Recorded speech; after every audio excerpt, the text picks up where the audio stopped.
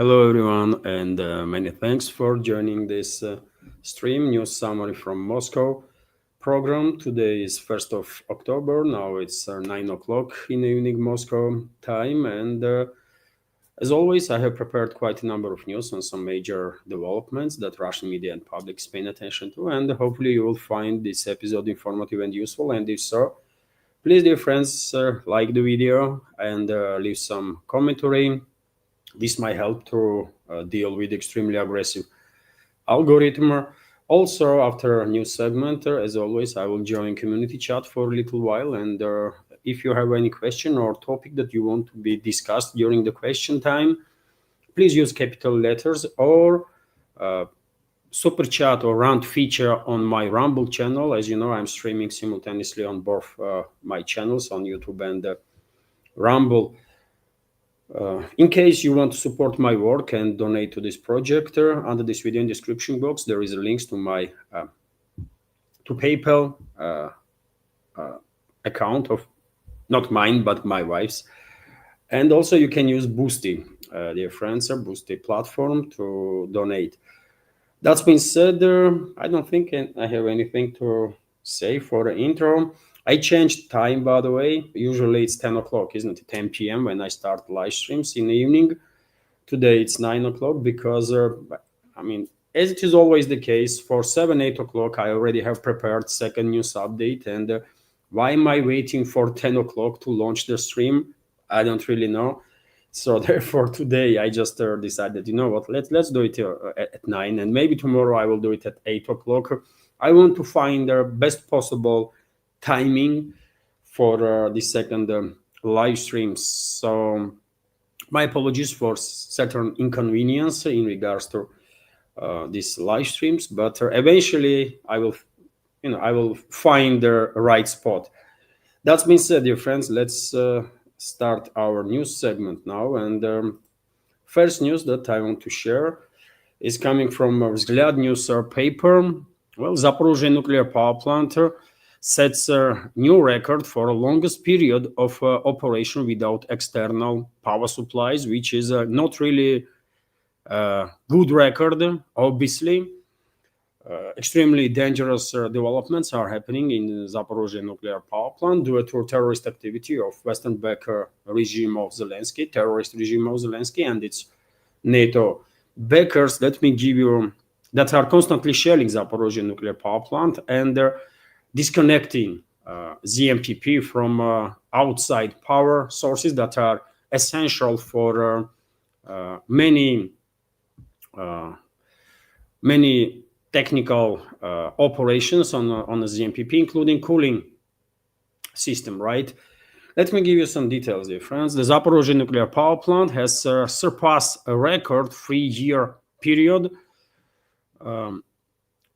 without external power supply, according to Evgenia Yashina, the plant's communications director.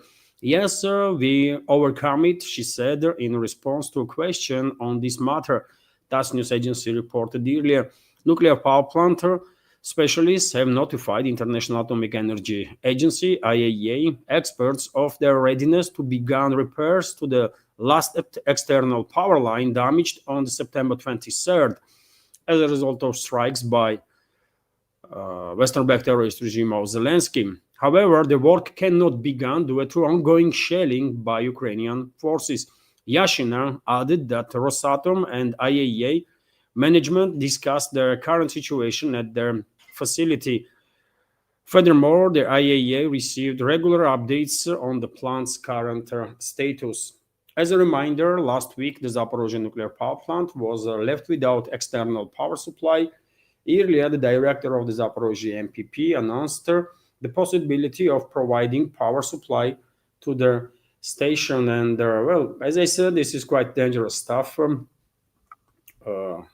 Currently, power supply is organized by diesel electric generators, but you always need to have some reserve lines of power because we are talking about nuclear power plant. And even though all the reactors, by the way, are in cold shutdown, nevertheless, nuclear fuel rods have to be cooled down constantly. You cannot stop cooling this fuel down.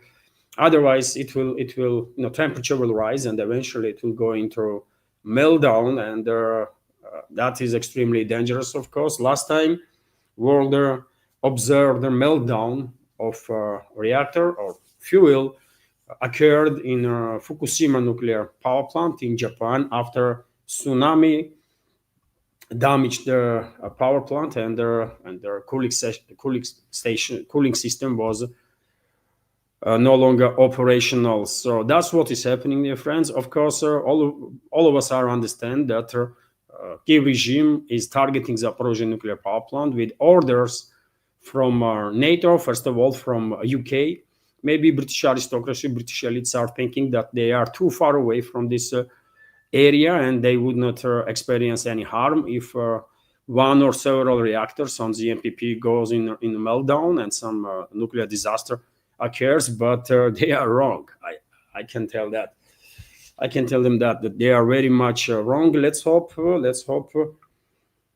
there will be no issues with the diesel generators, and Russian engineers will manage to reestablish outside power supply for the MPP. But situation is very serious. Situation is very serious and definitely worth our attention. After all, the MPP is the biggest nuclear power plant in Europe. That says it all, I think. Also, dear friends, during the day, according to TASS news agency, Kiev regime, with assistance of NATO, was continuing to conduct terrorist attacks on Russian Federation. And Defense Ministry reported that 12 drones, aircraft-type drones, were intercepted by Russian air defense systems from 1 p.m. to 5 p.m. Moscow time. I guess since 5 p.m., some more drones were also neutralized by air defense, and this is a constant struggle of Russian air defense.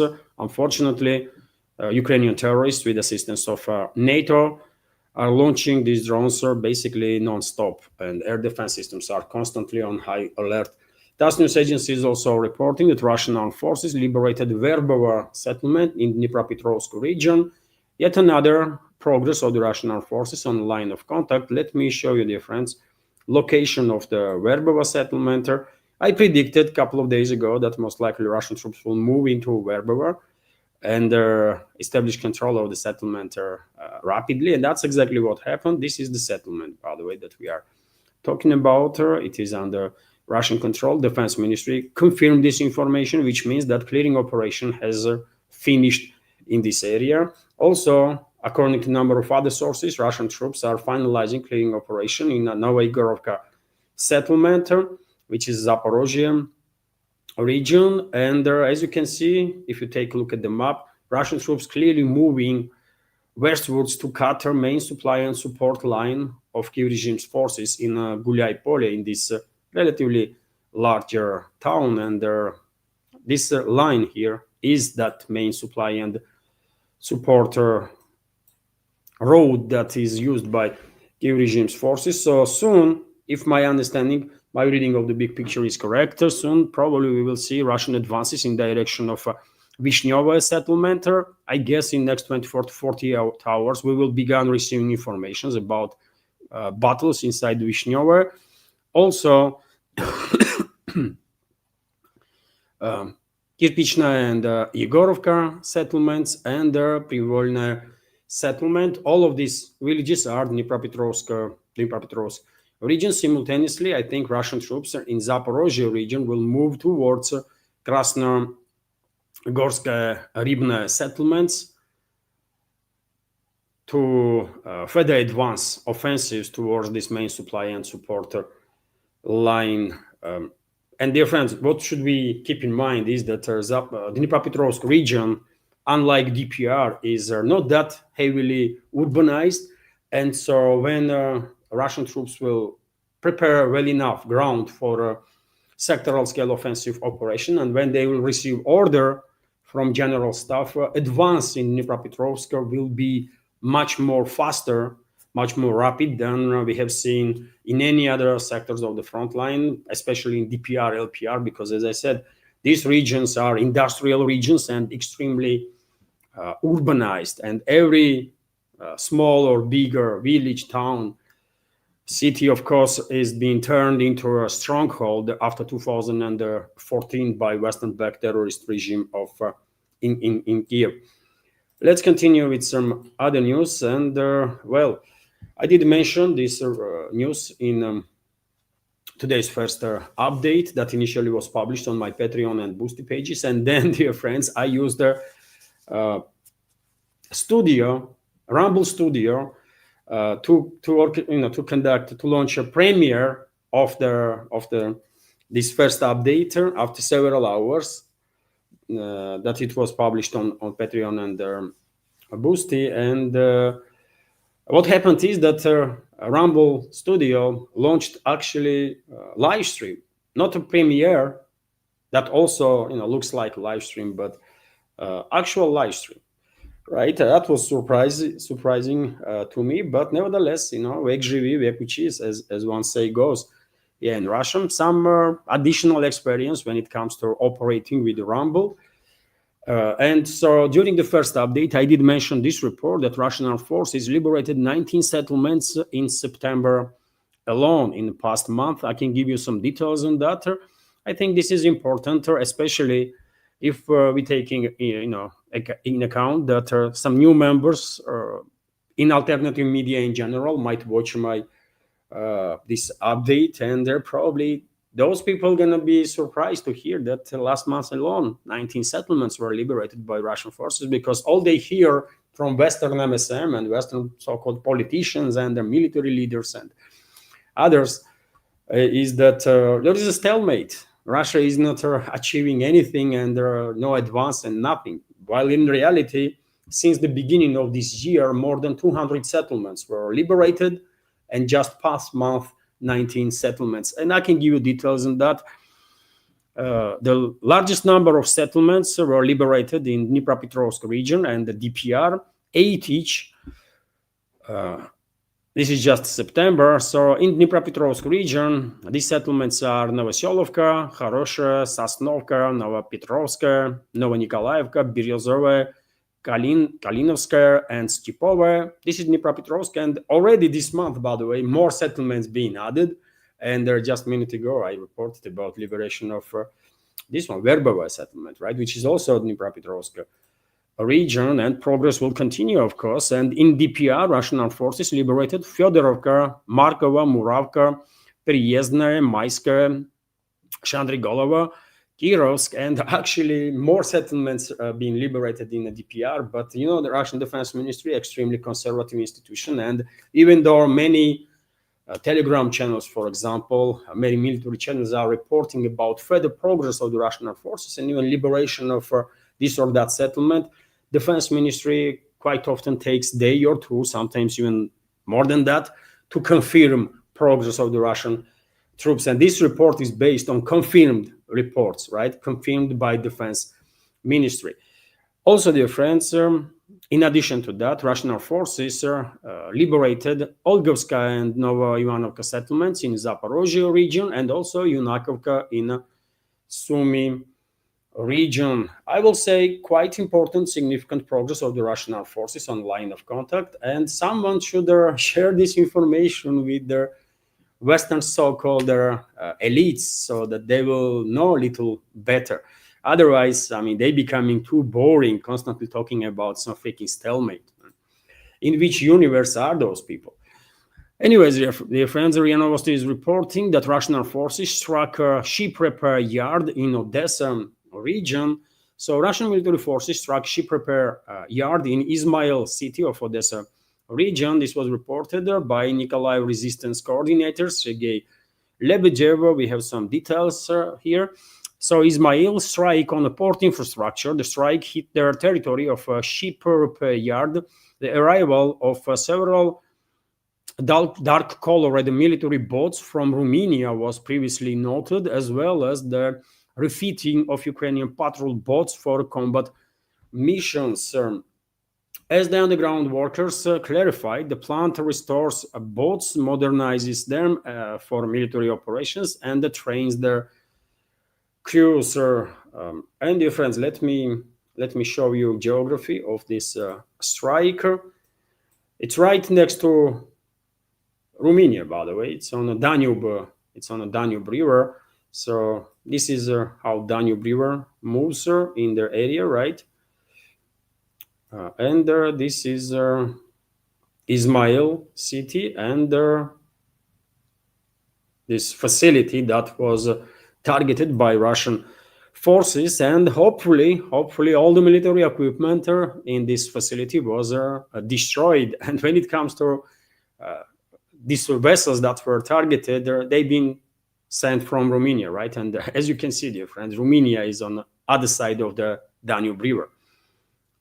A border between Odessa region and Romania goes through the river here, right? And this red line indicates the line of border. So, well, good information there. Good information that Russian armed forces neutralized some additional weapon systems that are NATO countries transferred to Kiev regime. Hopefully, all that military equipment was completely destroyed. And before I continue, dear friends, let me just remind you, if I may, and God knows me, only 41 member is online right now on YouTube. I guess this 9 o'clock is also bad timing, and okay, that's quite something. Anyways, well, all I wanted to say, dear friends, if you want to support my work, you can do it through several means. All the links are on this video in the description box and in the pinned comment. And of course, you can also support through rant feature on Rumble or Super Chat, and you can become premium subscriber there on Rumble. Everything counts, of course, and many thanks to everybody who supported and continues to support and keeps me in this field of news and political commentary. That's been said, dear friends, let's now continue with some other news. And next topic is also, I think, important one, because this clearly demonstrates attitude of the Western elites towards Russia, towards Russian people, lives of the Russians, right? Because in Warsaw was a so-called security forum. Former defense secretary of UK, Ben Wallace, went to basically call for genocide of Russian people in Crimea. Let's listen what he had to say there. It's insane, by the way. It's just truly insane. I did spoke about it in today's first update, but I think topic is important because it clearly demonstrates attitude towards Russian people and Russia by Western elites. And I don't think there is any doubt that these people that are charged of collective West will never change. People like Ben Wallace will never change, right? And they are genocidal maniacs, by the way. All of them are scum of humanity. That's it. Entire so-called elite of the West. And Western societies, at least people that are more or less informed, they know this. They know this. I think what we have to remember is what motivates Putin. Putin is in love with the idea of dominating Ukraine, taking Ukraine. Crimea is Russia and Russia is Crimea, he announced in 2014. If you read his speeches of 2014, he compares Crimea to the Holy Mount. So we have to help Ukraine have the long-range capabilities to make Crimea unviable. We need to choke the life out of Crimea. That's called for a genocide. Choke the life out of Crimea. No, I mean, no matter how you will try to defend this maniac, genocidal maniac, I mean, he's saying that life has to be exterminated on Crimea. He's talking about killing of millions of Russian citizens. About 2 million officially are living on Crimea, registered there as residents, and there is thousands and thousands of tourists year round, right? So it's over 2 million people that Ben Wallace openly, without any shame, is calling to be killed. I mean, I find it hard to even comment this, man. It's insane. And dear friends, one might say, well, Ben Wallace is ex-official and his statements means nothing. No, dear friends. He might be extra official in UK, but that's the attitude of the Western elites, British elites, German elites, French elites, Italian elites. That's their attitude towards us. So it is important to know who your enemy is, and these creatures are our enemies forever, for life. And I think if we do that, I think Putin will realize he's got something to lose. If it is not inhabitable or not possible for it to function, and that bridge, we need tourists in from Germany, we need to smash the cursed bridge. And he is also openly talking about terrorist attacks, right? Terrorist attacks on Crimean bridge in this particular case. So that's the attitude. That's what Western elites are, by the way. Mass murderers, genocidal maniacs, and the terrorists. And they embrace terrorism big time, especially British aristocracy and British elites, by the way, that are guilty of death of hundreds of millions of people in last several centuries, right? So that's what it is, man. That's what it is, and that's with whom we are fighting, by the way. And when I say Russia is fighting fight of humanity, by the way, and when I say that Western so-called elites are existential threat for everybody, I actually mean that.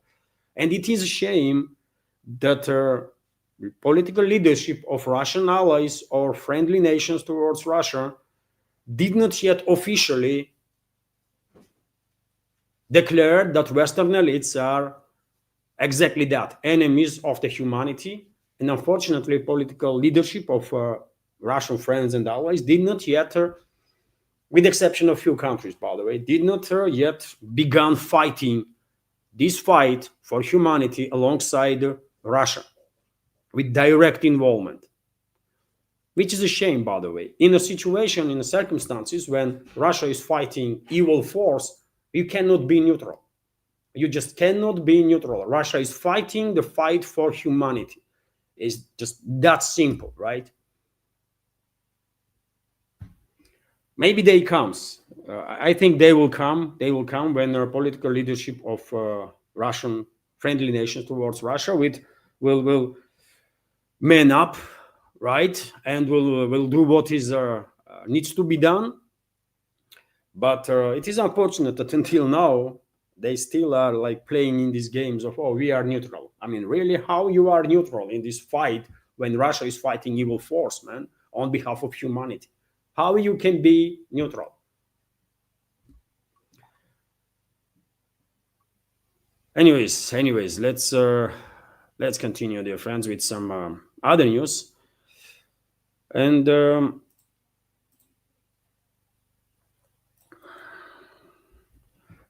might ask, was there any reaction from Russian officials about these genocidal statements of ex-British high-ranking official and current representative of the British elites? And well, there was, by the way, sort of a reaction from Russian side. Press spokesman of the Russian president was asked about it, and he basically, ignored the comments from Ben Wallace. Sort of, I reported, I believe, about it on my Telegram and Twitter page, but I have screenshot from RT's report that Kremlin's composed the response to ex-UK defense chief's call to strangle Crimea too stupid to comment on, Peskov told to RT. Let's talk about statements from actual defense ministers, he said, and yet again, okay, let's ignore them. If this will help to ignore all the statements, all the craziness, all the risks that West is generating against us, then okay. I mean, let's see how far we will go with such attitude. It's not important. It's nothing. Ben Wallace is threatening killing like 2 million people. It's too stupid to comment. Ben Wallace is threatening to target Crimean bridge. Too stupid to comment. U.S. Elites considering, U.S. administration considering transferring ATACMS and God knows what other long-range weapons to Russia. Well, too stupid to comment. Okay, if everything is too stupid to comment, then we will see. We will see how far we're gonna go with this attitude, man.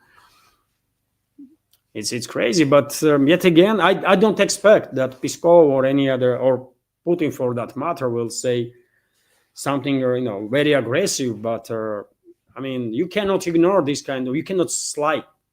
You cannot let them slide. This is not normal. At least you're gonna make statement to tell the world community, look with whom we are in fight. This kind of comment that it's too stupid to comment is, for me personally, unacceptable. This is mistake, man. Clearly mistake, and maybe Peskov is losing his grip with their position that or understanding on which position he is right in the Kremlin. And I don't know, man. I never liked the guy. To be frank, I never liked this guy, man. He should be replaced, in my personal opinion. Because what you talking about? This criminal that represents British elites just threatened 2 million of your citizens, right? And your region. And you are saying it's too stupid to comment? Okay. I mean, I disagree with this, but yet again, at least if it was up to me, at least I would comment on the matter, and I will address world community and tell everybody that, dear friends, you see with whom we are dealing here. That's what they are, genocidal freaking maniacs. And make your choice now. You're gonna continue to play this neutrality, or you're gonna actually take a stand. That's what I would do. Anyways, let's continue. RT is reporting that Poland rebuffs demand by Zelensky about Russia. Okay, it's about escalation with Russia, by the way. What Zelensky demands from NATO member states: money, weapons, and further escalation with Russia, isn't it? So Polish President Karol Nawrocki has dismissed the call by Ukraine's Vladimir Zelensky for Western countries to try to close the Baltic Sea to Russian vessels over concerns that they could be used for launching drones. Speaking on Radio Z on Monday, Nawrocki rejected the demand, while he concurred that Russian activity in the region was certainly concerning. He stressed that, and this is quote, "We are waiting for an analysis from our military. Such decisions are not made based on President Zelensky's words." Well, Nawrocki stated, and okay, at least for now, Warsaw and other NATO capitals are not in a hurry, seems like, to launch war against Russia, open war against Russia. That would it mean, by the way, if they will try to shut down Baltic Sea for Russian vessels, then that's a war. That's war, right? And they are not yet ready. When they will be ready, Nawrocki will say very different stuff. But it is good to know that right now, NATO is not yet ready to enter war with Russia openly, right? But nevertheless, when it comes to terrorist activity, criminal activity of the NATO countries, they are active, by the way. They are active, and just like little earlier than this live stream, I shared on my Telegram and Twitter X page report, which is originally comes from Reuters, that the French Navy on Tuesday detained a tanker of the country's coast, which allegedly belongs to the so-called Russian shadow fleet. You can see on your screen, dear friends, this episode when French Navy sent its boat to attack the vessel, basically. This is piracy, right? Agency specifies that the tanker Piracy is under the sanctions by the UK and EU. Earlier this year, the vessel was already detained by Estonian authorities for sailing without a valid national flag. According to marine trafficker Piracy, carrying oil, departed from the Russian port of Primorsk on September 20, passed through the Baltic Sea, circled Denmark from the north, then entered the North Sea and proceed west through the English Channel. The tanker is currently anchored near the city of Saint-Nazaire in France. So this is piracy. This is piracy. Tanker is, I guess, carrying Russian oil potentially. Maybe it's not. Maybe it's empty. Who knows? But maybe it's carrying Russian oil. Clearly, act of piracy, criminal act, terrorism on part of France, French elites, and let's see how Russia will respond on that. Right? Unfortunately, Russian Navy don't have enough warships to escort every single commercial vessel that will enter Russia and Russian ports and leave Russian ports. Yeah, that will require thousands, right? Thousands of warships, and no navy in this world has that many vessels. But something has to be done. Something clearly has to be done, and maybe in upcoming days, some French vessel will end up being arrested by Russian militaries for checks, and that check might take as long as France will keep this vessel arrested, and maybe even longer than that. I would, yet again, I mean, we don't know how Moscow is going to react on this, if there will be any reaction whatsoever. But yet again, if Moscow will let slide this incident, of course, NATO country is going to further escalate harassing this process of harassment of vessels that are either Russian or linked to Russia, and they will try whatever they can to shut down Baltics, Northern Sea, English Channel, and the Mediterranean, at least for Russia. They will try. They're already in the process of doing that, right? And let's see, by the way, let's see how Moscow reacts, because I have no freaking idea, man. If I was Russian president, I'm telling you, man, no one in this world will even dare to think about arresting Russian vessels, because I would nuke that country and turn into freaking nuclear desert, radioactive desert. And I'm not joking, man. I would issue just one warning for everybody. One warning: you mess around and you will find out. That's it. I will make it very clear that I will exterminate them freaking in all of them, if they will mess around Russia, because I think I am sick and tired, and many people here in Russia are freaking sick and tired of this nonsense, man. Are we nuclear power?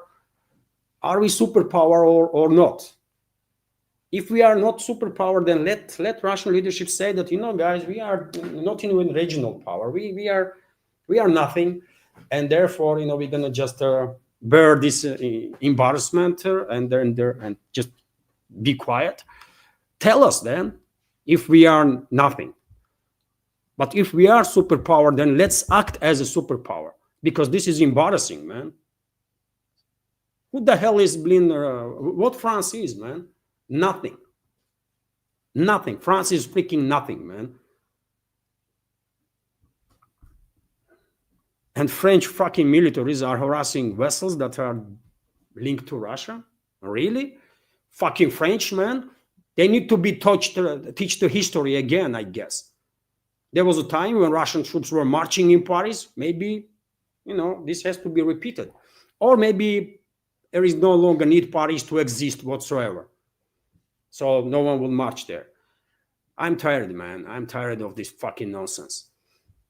And many people here in Russia, I'm quite sure, also are very tired of this fucking nonsense. Sorry for my French, but you would feel the same way. If you were Russian, I guess most likely you will feel the same way, by the way. Like 3 to 4 dozen of countries from NATO and some others are constantly escalating against you, are directly engaged on killing of your fellow citizens, harming your country, security of your society, right? And your family directly, because you are and your family are part of this society too. And And you would want naturally those enemies that are trying to harm you and harm your loved ones and your people to be punished, right? That's a natural reaction. Let's not kid each other, right? That's natural reaction. Let's see. I mean, maybe Moscow will do something, you know, or maybe Peskov will come tomorrow and say that, you know, it's just nothing, you know, fuck it. You know, some vessel was arrested somewhere, man. Who cares? Maybe that's what Peskov will say. He can, clearly. Anyways, let's continue. And Orban, by the way, Prime Minister of Hungary, reacted to recent statements of Polish Prime Minister Donald Tusk, who stated that this war against Russia is not just a Kiev regime's war, but NATO's war of Western civilizations. He went to, whining about risks that if they lose, it will, influence whole of Western civilization. What Western civilization even is, man? It's just empty words, right? There is no such thing as Western civilization. What is that? Can anybody explain what is the Western civilization? Like if you go in past, by the way, like, I don't know, 500-700 years, by the way, almost all of Europe is a freaking jungle. Like, it's, with exception of some Greece, with exception of Rome, by the way, rest of the Europe, in just last couple of 100 years, start washing itself, man. You think France is good in making toilet water and tsunami for what? They were not even freaking washing, man, themselves. Dirty fucks, man, right? And they call themselves civilization. I mean, really? Read some fucking history, man. Anyways,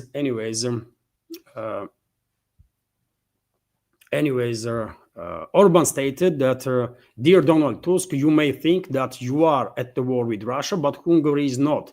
Neither is the European Union.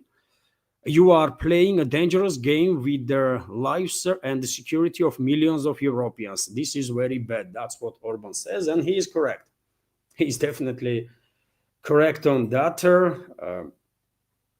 Maybe Tusk and other so-called leaders in NATO are thinking that no matter how much they're going to harm Russia, Russian president will do nothing about it. Russian leaders will do nothing about it. So they can kill Russians with impunity.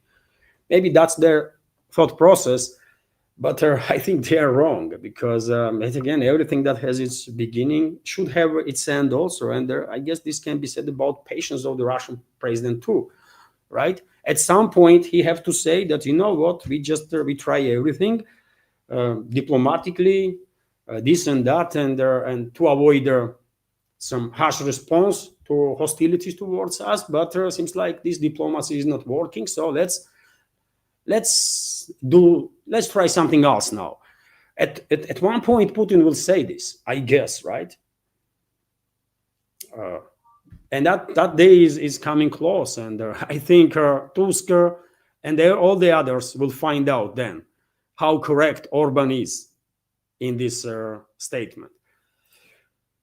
Anyways, meanwhile, Western elites are emboldened, globalists, their allies are emboldened, and therefore, including in US, by the way, neocons and so on, and therefore we have this report from Kommersant newspaper, which is based on an original report of Bloomberg, that G7 countries have almost agreed to tighten sanctions against Russia. United States, United Kingdom, France, and other G7 countries are close to agree to tighten sanctions against Russia, according to Bloomberg.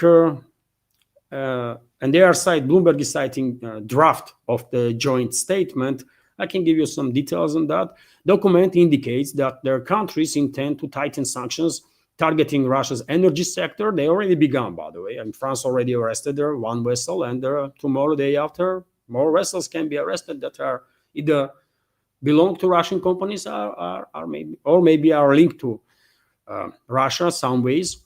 Also, G7 wants to tighten their sanctions against financial sector. I mean, is there anything left on financial sector? But anyways, and also on military industry, okay.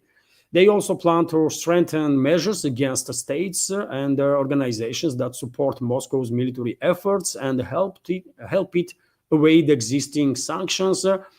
Furthermore, they plan to impose measures against the Russian oil companies and coordinate their further use of Russian frozen assets. They're going to steal Russian frozen assets. And when it comes to, countries that are working with Russia, well, India already being targeted by US. Maybe Europe will go ahead and also impose some tariffs and sanctions on India, maybe on China too. We just don't know. And as long as these Western so-called elites are not being put in their places, by the way, they will continue this escalatory ladder, right? As long as leadership of India, leadership of China, leadership of Brazil, South Africa, Indonesia, by the way, other countries worldwide, are not saying that this war is an existential struggle for humanity in which Russia is fighting war of humanity against the evil, and until all these countries, by the way, will get engaged in this fight, in this strike against the evil, well, Western elites will continue to act like they are final bosses of this world. Am I correct? That's exactly what is going to happen, by the way. And,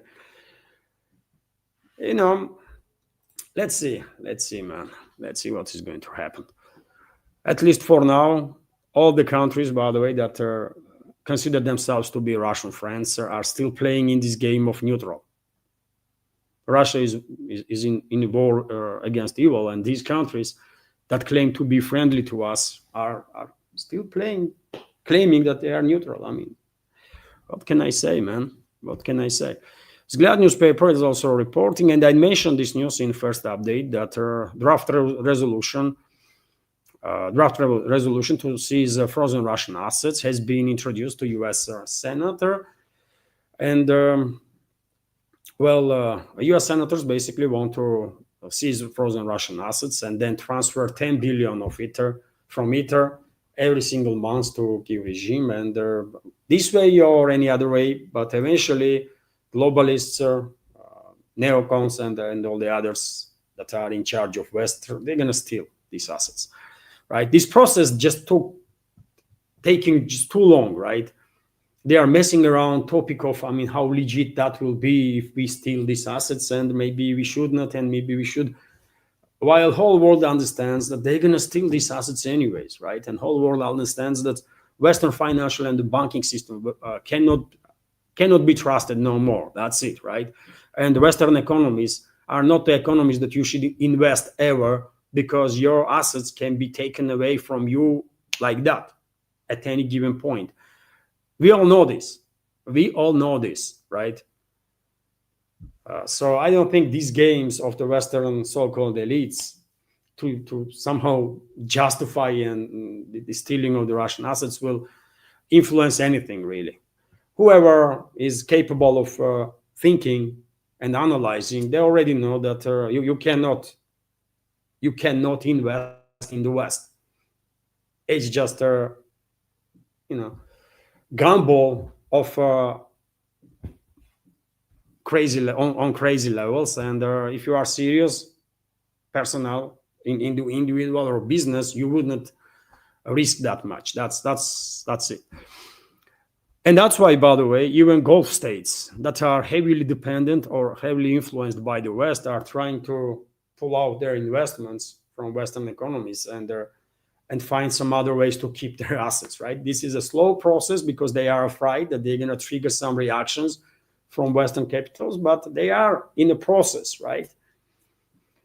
Anyways, meanwhile, the Geopolitics Telegram channel reported that Ursula von der Leyen, head of European Commission, declared that Ukraine is the EU's first line of defense, announcing a new 4 billion euro transfer for Zelensky's regime, including 2 billion euro specifically for drones. So another 4 billion, by the way, another 4 billion euros from European taxpayers is going to Zelensky's pocket and pockets of all the other corrupt elements. Okay, I mean, what we can do about it? It's unfortunate, but it is what it is, man. This is war. This is war, man. Right? And the West is fighting us. West wants to kill us all, destroy Russia, divide Russia, and rob it from everything. Right? This is war that West is waging against us, and we should begin acting against West in a kind. I think. RT is also reporting about U.S. government shutdown. Easy if anybody cares, by the way. Just news that's because all media outlets paying attention to. I will report about it also. Okay, U.S. government has shut down. I don't really care, man. TASS news agency is reporting that Israel captured their Netzarim corridor, dividing Gaza into north and south. Well, Israel, this fascist entity, continues to commit genocide against Palestinian people on daily basis. And also there was a report, by the way, by Jerusalem Post, based on some senior IDF official, that Israel might go ahead with attacks on Iran again.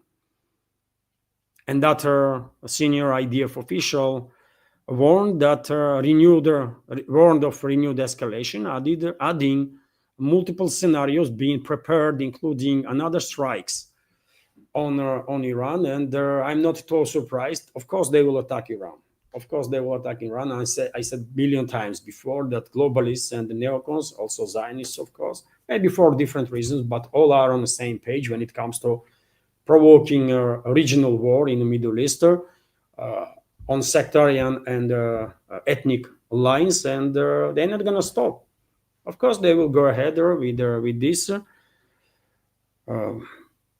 and very soon, because I reported a couple of days ago that after Saudi Arabia signed their mutual military defense pact agreement with Pakistan, gaining nuclear umbrella,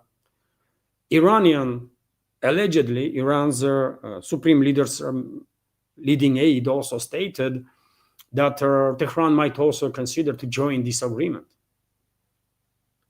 to conduct talks with Pakistan and to join this agreement, which will, give Iran nuclear umbrella too. And before this is happening, of course, globalists, neocons, and Zionists will go ahead with attacks, right, on Iran, and will with all sorts of provocations to provoke regional war, to shut down navigation in the Persian Gulf, and cut off China and the rest of the global South from Middle Eastern energy sources. That is the main goal for globalists and neocons, right?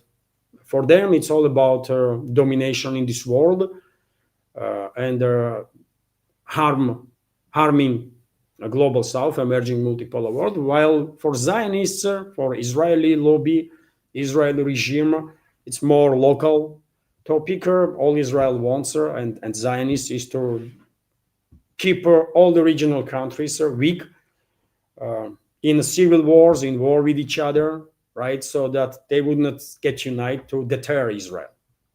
So as I said, all these forces, Zionists, neocons, globalists, for different reasons, maybe different calculus, but are on the same page in regards to the stabilization of the Middle East. And soon we might see the second phase of this destabilization. 3 months ago, we already see first one with the Israeli-US attacks on Iran. And maybe this report that I mentioned in previous updates about transfer of US refueling aircrafts and fighter jets to Middle East in big numbers is related to preparations of the ground for next phase of escalation in the Middle East.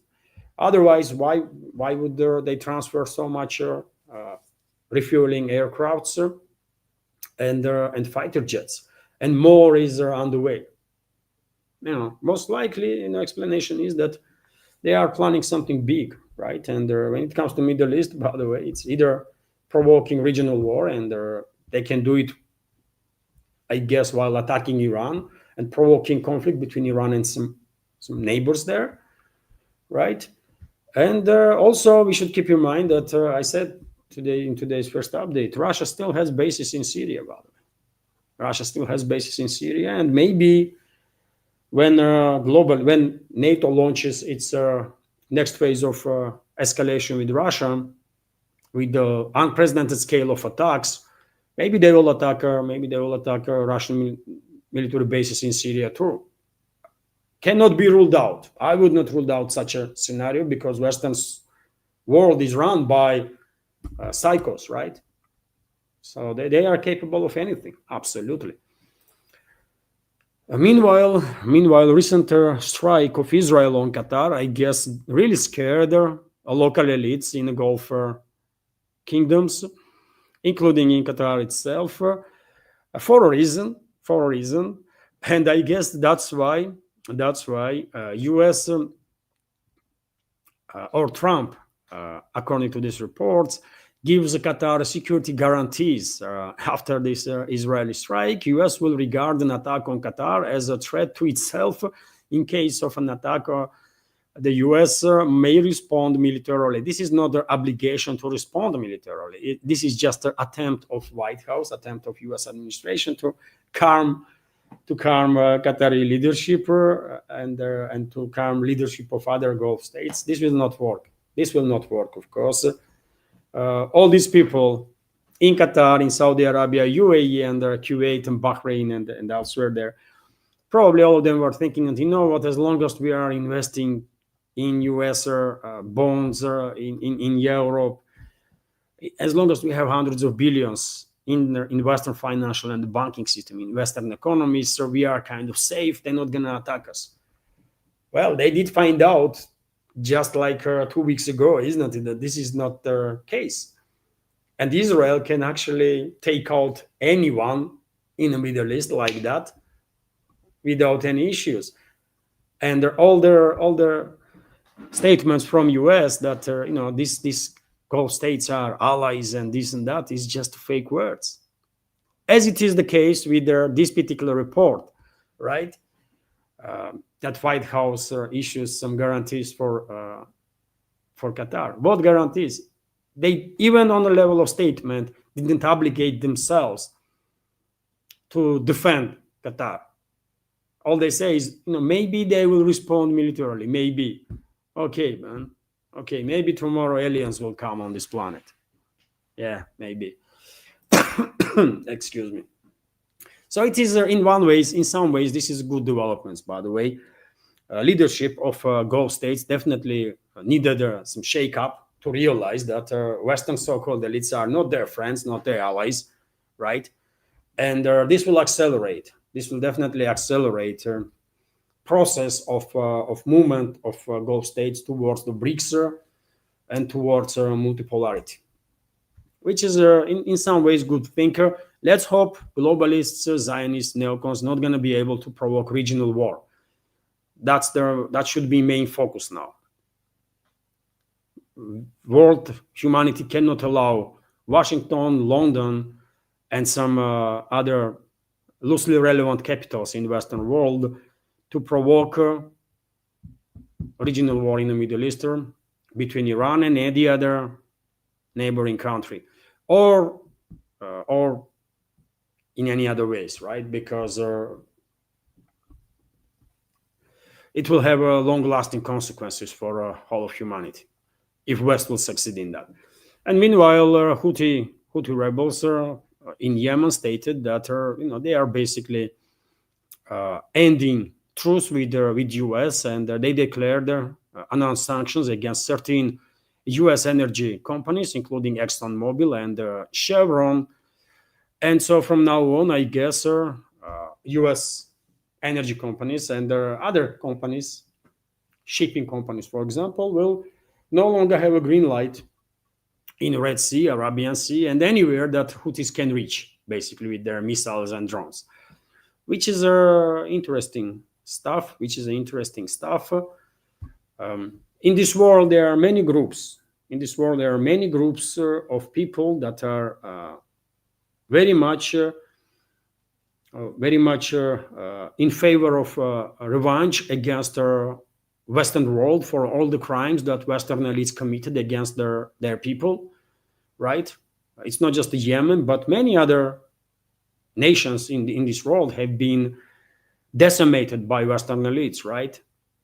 In some cases for centuries. And many groups there would love to revenge, right? Be capable of that. And all, there is also possibility that those groups will get some high-end weapon systems, right? Intelligence, high-end weapon systems, flight path, targeting data, satellite navigation for these weapon systems, so that they be able to quite effectively shut down navigation in this world for Western companies or the companies that are linked to the West. And I mean all over the world, by the way. Maybe this is going to happen, and the Houthis just announced that. Might be the case.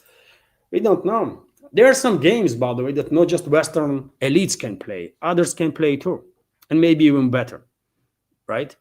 RIA Novosti is reporting that, according to media, White House is seeking the removal of Venezuelan president from power. No surprises there. The report is coming from New York Times, according to which members of U.S. President Donald Trump's administration, led by Secretary of State Marco Rubio, are seeking the ouster of Venezuelan President Nicolas Maduro. In recent days, efforts by senior aides to President Trump to remove Nicolas Maduro from power have intensified, with administration officials discussing a broader campaign that could lead to increased military pressure to force his ouster. This is being led by Secretary of State and their National Security Advisor, Marco Rubio. Rubio claims Maduro is an illegitimate leader who oversees drug exports to the United States. Their article says, who gives a damn what Rubio says, man? Who the hell is Rubio, man? This dirty fucking animal. He is a dirty fucking animal. That's what it is, man, right? I wish Venezuelan people good luck, best of luck, by the way, and hopefully they will fight. I don't really care about Maduro's regime, never will. It's not my country, after all. But I wish best of luck to Venezuelan people, and I wish them victory if US will dare to attack them and try to recolonize, for sure. And hopefully many groups worldwide, from PMCs to other powerful groups that can provide Venezuela with all sorts of weapon systems, will do it. This is necessary, right? It's a fight of good against evil, right? Western world is evil. Western elites are evil. And the rest of the world has to protect itself. It is what it is. Meanwhile, the National Assembly of Venezuela ratified the Treaty on Strategic Partnership and Cooperation with the Russian Federation. This was reported by the Russian ambassador to Caracas, Sergei Melik Bagdasarov. And I was looking for some additional information on this matter, what this partnership is. A strategic partnership means if there is a military component in it, mutual protection or something like that. In reports that I find out, there was not a single word about military side of the things. There is none, maybe, or who knows, maybe it's just classified. In any case, we will find out soon, and I will not be surprised really if in this agreement, once it's implemented, right, there will be some classified part on mutual or military assistance too, which will give Russia a legal basis to assist Venezuela in case of war. And Russia can assist, by the way. Russia can transfer some anti-ship missiles. Maybe already did, who knows, right? Maybe North Korea did. Not Russia, but North Korea that has also capable systems, right? maybe someone else, so that when Washington will go ahead with military actions against Venezuela, they will quickly find out that their navy is no longer forced to be reckoned with. We will see. But report itself is definitely interesting, and timing is interesting, isn't it? Timing. I guess in upcoming days, Maduro will ratify also this agreement. Then, Russian side will do the same, and then that's it. Agreement will be in force. Also, interesting reports that India and Russia launched joint military drills. India and Russia have begun the 15-day Indra 2025 military exercises in the desert region of Rajasthan. It's a relatively, low level, or not too, not very large scale exercises. Only around 250 Russian military personnel are participating alongside Indian troops in the drills, according to Russian embassy in New Delhi. But nevertheless, this is exercises of two countries, two militaries, and this is good. I really hope Indian leadership will man up and say to the Western elites that they are evil force, and India is joining this fight against evil alongside Russia. I really hope Indian leadership will do that. Chances are very, very little, of course, but who knows, man? You never know. You just never know. I hope India and China will do this, and if they will, then many others too. Get enough strength and confidence to do the same. India and China definitely can lead the process, right? And I will end new segment of this live stream with this report that Latin America shows rising interest in BRICS, according to senior diplomats. So Latin American countries are showing increased interest in BRICS, with the active work progressing on a wide range of initiatives within their association, from finalizing an economic partnership strategy to creating a grain exchange. Russian Deputy Foreign Minister Sergei Ryabkov said at the 7th International Forum, Russia and Ibero-America in a turbulent world, from shared challenges to a joint solution in St. Petersburg. Interest in BRICS is expanding in the Latin American region. Ryabkov noted work is underway in all BRICS dimensions under Brazil's chairmanship. The agreement on the BRICS economic partnership strategy through 2030 is being finalized. The cross-border payment initiative is being advanced, he said. According to the deputy minister, proposals to establish a BRICS grain exchange are also under active discussion. BRICS is characterized by the spirit of creativity and partnership, which contrasts sharply with the oppressive atmosphere pervading the blocs of Western leaders.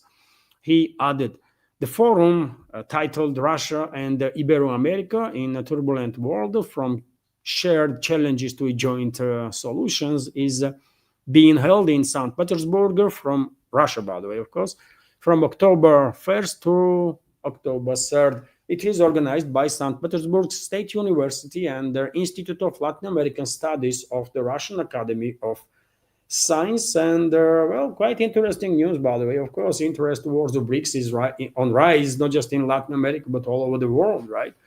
Africa, Global South, by the way, Indo-Pacific, and so on. And dozens of countries are queuing in to join the BRICS. So we all know this.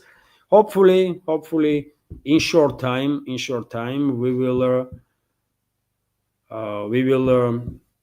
have an alternative financial and banking system from the BRICS. I mean, this is so needed, by the way, so needed, and hopefully we will have that. And also reserve currency. We need the reserve currency from BRICS, for sure. An interesting report right now I see on the task, dear friends. Russian GDP reaches 1.193 trillion in first quarter of 2025. Russia's gross domestic product for the first half actually of 2025 totaled 97.26 trillion rubles, or 1.193 193 trillion US dollars, according to Rostat's preliminary estimate of the country's GDP. The statistics service also confirmed Russia's GDP growth in the first half of the year at 1.2%. Remember, dear friends, Western so-called media and politicians and the rest in public field, majority are saying that Russian economy is crushed, right? Russian economy is crumbling, in tatters, and that kind of stuff. Russian economy is growing. So when you know economy is growing, it's not crashing. Economy is in decline when there is no economical growth, when is a recession, right? And depend on a level of recession, you can judge on the level of crash of the economy. And there is no crash in Russian economy. Economy is growing, and first half is 1.2%. To the end, I'm quite sure all numbers will be either 2 or 2.5%. That's my personal prediction. Let's talk about it in February, March of next year when some data will be available on that. Anyways, according to report by Ministry of Economics Development on the current state of the Russian economy, GDP in the first half of the 2025 increased by 1.2% year-on-year terms. According to Rosstat preliminary estimate, GDP growth in the second half or quarter of the 2025 reached 1.1%, following 1.4% growth in the first quarter. So second quarter was 1.4, first 1.2. According to Ministry of Economical Developments, economy expected in the first half of the 2025, the economy expanded by 1.2% in general. Okay, Rosstat initial estimates of GDP volume of April-June 2025 shows that it amounted to 49.51 trillion rubles, or 607.3 billion US dollars in current prices. This GDP stuff, by the way, this is a Western index, right? Not really accurate one. By GDP, Russia is in definitely top 10 countries. Russian GDP is like 3 trillion something, isn't it? I cannot remember exact number right now. But purchasing power parity index is much more accurate because it takes in account, real situation on the ground, right? Prices and what you can get for certain volume of money, right? In this country, in that country, and so on. And by purchasing power parity, which is much more accurate than GDP, Russia is number one economy in Europe and fourth or fifth economy in the world. So, just saying. And while this is happening, Western propaganda is pushing narrative that Russian economy is in tatters, crushed. People have no bread. People are starving. Holy shit, man. Anyways, that's about it for news segment. Hopefully you did find it informative. I was a bit emotional. I know. I was a bit emotional. Anya was walking around and telling me, just calm down. She was not happy, by the way, that I went crazy due to emotions. But yes, shit happens, man. Right? I'm a human being too, and I have emotions, right? And I guess many members of community are watching my videos exactly because they know this guy is real, man, right? Because everyone can read freaking news, man. You need some real comment. You need some real takes, and that's what they do. Man. And anyways, my apologies for being a bit emotional, but frustration will get to you, at one point. And I guess it's not just me here, but many other people also, are getting more and more angry due to actions of the Western elites, right? And more of citizens here in Russia are becoming supporters of more tougher measures to be taken against Russian enemies, right? I would not say radicalized, but hardliners. Many people here in Russia that are paying attention to these developments are becoming hardliners, right?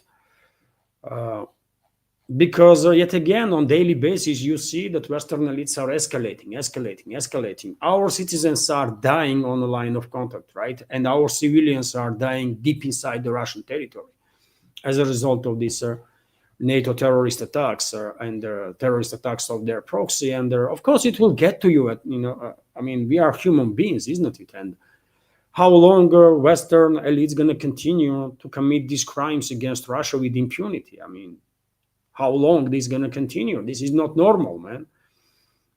We have to punish them. We just have to punish them. It is what it is. And I'm talking about elites, by the way, of course.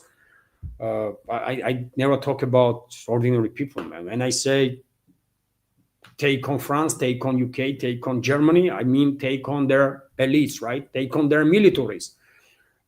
Whoever is involved in this war against Russia, but not the civilians, because civilians never asked, by the way, about anything in neither of these countries, right? Opinion of ordinary people in West has been neglected, I mean, since forever, I guess, right? So anyways, there was no super chat. I can see there was no donations, no nothing. So therefore, I will join our community chat for a little while, and that's about it for today. So yes, Nikos is writing here, Levan, I keep asking this question because I am trying to rationalize an irrational world where the West is willing to use nukes. So today I'll answer one of your questions. You asked why people in Europe don't oppose their government policies. Some are true believers, like in the UK and France. Here in Greece and the Balkans, people are just demoralized. We protest, we have episodes with the police, we vote. There are protests outside of our parliament demanding recognition of Palestine, and yet we can't win. We hate our governments, but they have won. Nikos is saying, and well, this is unfortunate, by the way. Of course, this is unfortunate. And I just said, isn't it, literally like a minute ago, that society is not being asked by Western elites. They might create some illusion of elections or this or that, but it's only illusion, right?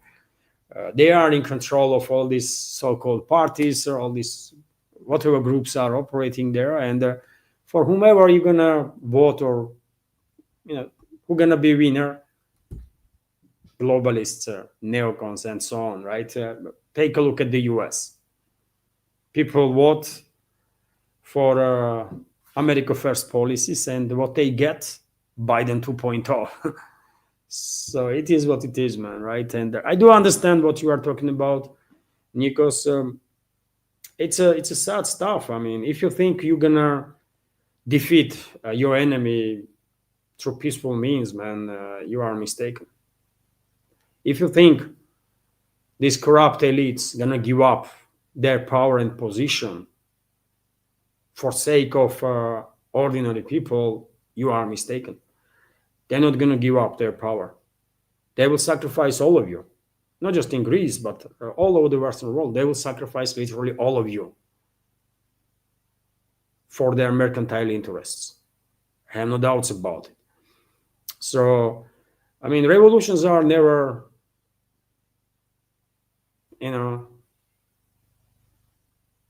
pretty. Revolutions, and the Western world clearly needs a true revolution, by the way. Revolutions are very ugly stuff, man. Very ugly stuff. And it takes decades and decades to reach some more or less normal state after the revolutions. It's extremely ugly stuff, man. We know this, right? In republics, in former Soviet republics, Revolutions are part of our history, and it's ugly, man. It's ugly, but I mean, if anybody in the West thinks that they're gonna do some changes and reclaim their own countries with their political means, then I mean, good luck with that, man. I'm not gonna tell nobody what to do, and in other countries, by the way, especially what to do and so on. But if they think they're gonna reclaim their own countries with some political activity or citizen activity, they are wrong. They're not gonna do nothing. They're not gonna achieve nothing like that.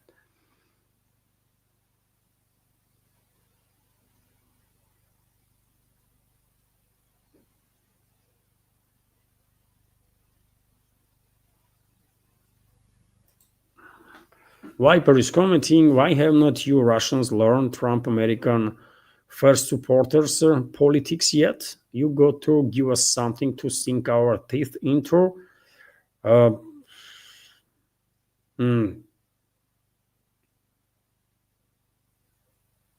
do you mean, Viper? That we should surrender or what? We're not gonna give America nothing. It's US that have to agree on the concessions. We did not kill your citizens in tens of thousands, right, Viper? We should be real here. It's your country, it's your government, your militaries that are directly guilty of death of tens of thousands of my fellow citizens. It's not other way around. And we don't have to give to US nothing. It's US that eventually will come to the terms of objective reality and will agree on the concessions. Otherwise, by the way, Moscow will seek revenge on US on a state level. And you know what that means? No US citizen will be military, first of all, and politician and you know, will ever be safe anywhere on this planet. And anytime US will get engaged militarily in some conflict somewhere, well, they're gonna suffer losses because you guess who's gonna support enemies of US, right? So if you want, if American leadership wants to have at least certain guarantees on that Russia will not seek revenge on US on a state level for all their harm that was done to us, to Russia by US, Washington has to agree on serious concessions. Washington has to pull out country from this proxy war against Russia and agree on serious concessions. If anybody in the US thinks that they are more stronger than we are, that's a mistake, by the way. You are no inner, I mean, you are not even close. I mean, US is not even close with us. That's how powerful Russia is, really. US is not even close, by the way. If you think you have like 10 aircraft carriers, okay, I mean, bring it home, man. What you gonna do with your 10 aircraft carriers? Swim in the Arctics? In ice? You might, intimidate with your aircraft carriers some smaller countries somewhere, in Caribbean. But let's be real here. Unfortunately, Western societies, also Western public too, not just elites, but public too, are believing in this exceptionalism of their selves, right? That they are so exceptional and they are number one and the rest is just nobody's, right? And you have to give us something. We don't have to give you nothing. We don't have to give anybody anything, right? Russia don't owns nobody nothing, by the way. Literally nobody. And there are countries that committed crimes against Russia will pay a heavy price for that. I'm 100% convinced, by the way. Countries that in past years committed crimes against Russia and were engaged directly guilty of death of tens of thousands of Russian citizens will pay heavy price for these crimes for decades to come. No one gonna forgive these crimes, by the way. I mean, it is what it is. We have to be real here, And if with Europe situation is very, very, dark, right? I don't see any chances relationships restoring with Europe. US is in a different place. And I said many times before, if America First forces will prevail, right? If they will manage to overcome this unhealthy exceptionalism that they are, struggling with, right? And if these America First forces will come to the terms of objective reality, and if they will have an initiative in Washington, if they will have actual power in Washington, well, in that case, they will contact Russian side, they will agree on the concessions, right? So that Russia will seek no revenge on the state level, at least, right? Which is very important. And after that, we might see gradual de-escalation in the relationships, because there is no objective reason why Russia and US should be enemies. We should not. Europe is a different stuff, by the way. European elites, generations of European elites are being grown up in this hate of Russia, right? They've been taught Russia hate from their, from young age. These Western elites, aristocracies, and so on. They grew up in that environment. They don't know any other way, right? They don't know better. The US is different. The US is different. And if America First forces want to, then there is a way to normalize the relationships, right? And it will benefit both countries. But if you guys in US, America First people think that we own you anything, then, well, sorry, we don't, right? We just don't.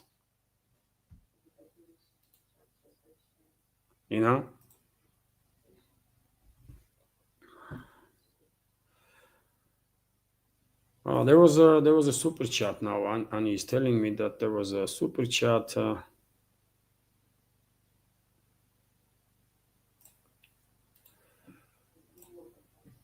There is super chat from Viper, exactly. Let me highlight, dear friends. Let me highlight this super chat, dear friends.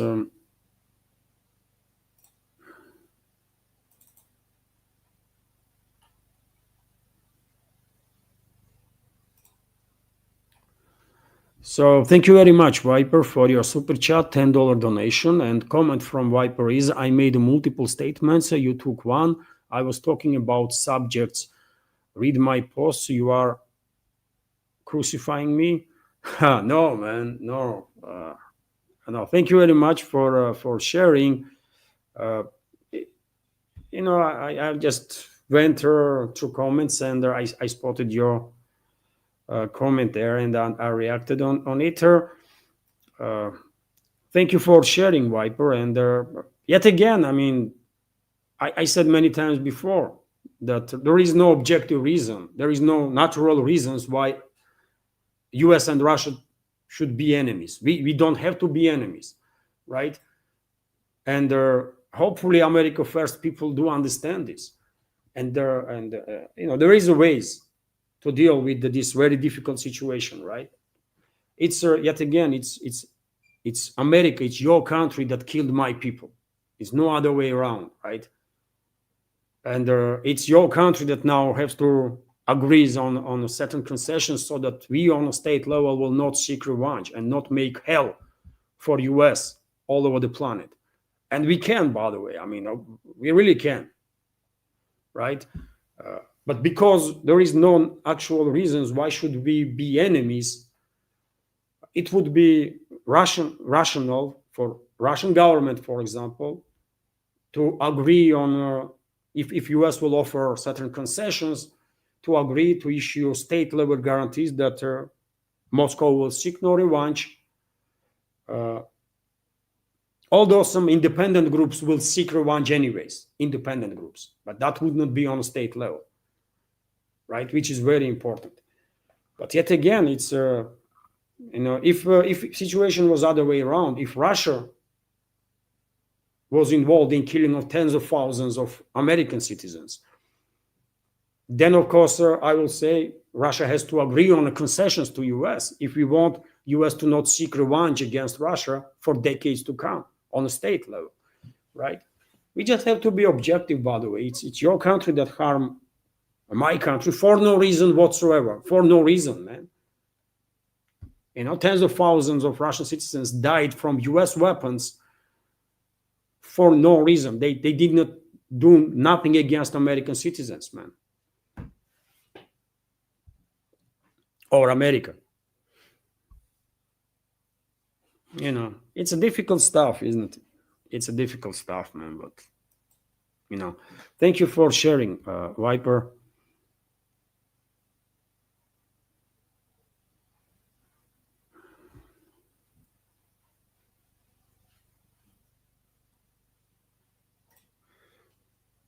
Nidish Kumar is commenting, Levana, who will give asylum for Joseph Kaliber of Congo, who is found guilty today. Oh, I did not follow the story, Nidish. I just don't know. I missed that story. Who find him guilty? I don't know. I cannot tell you opinion on that. So apologies, but there are topics that I just did not follow, and I'm not aware of. And also from Nidish, the one who will give it's the same question. So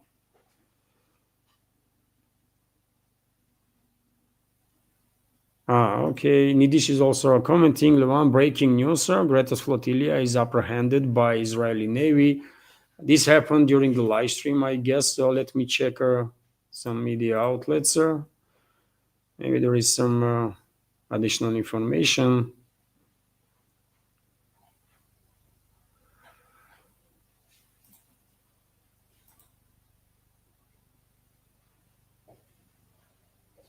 Yes, there is a report. I can see that. I can share with you, dear friends, right now what RIA Novosti is reporting on the matter, for example. So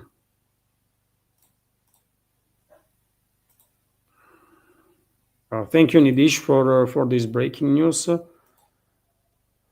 So that's the information from RIA Novosti, which is known for now. Israeli troops boarded their flotilla,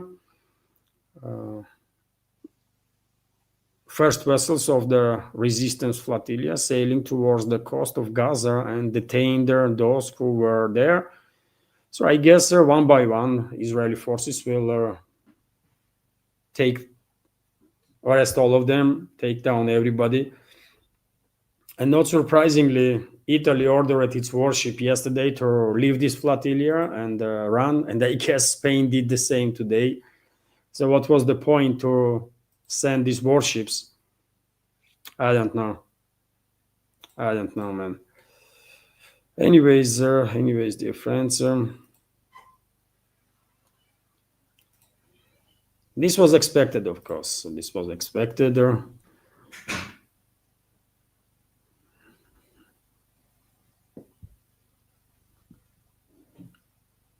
Alexander G is commenting, even Hexed asserted they no longer need to follow any rules of engagement. It's crazy. It is crazy, by the way. We need new Malta.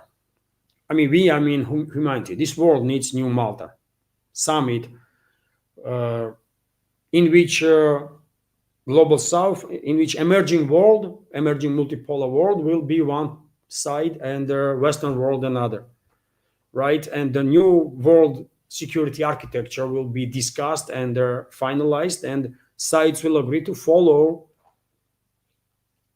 agreements, right? Yet again, it is a big question how you can trust anybody from Western elites, of course, but nevertheless, as a fact of the matter is that we can just say that we need a new Malta because current world that exists is built basically on previous Yalta agreements, right?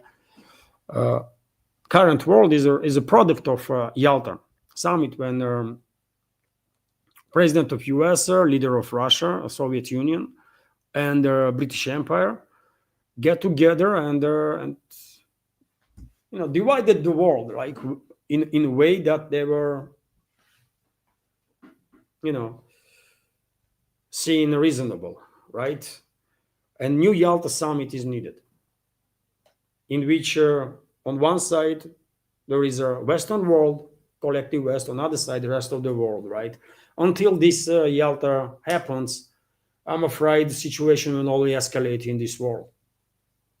It seems absolutely inevitable, isn't it? And we might even end up in maybe not no full scale nuclear exchange, but in a world war. In a world war, that will be potentially even more devastating in terms of human casualties than First World War. And one might argue that kinetic part of this Third World War is already begun, and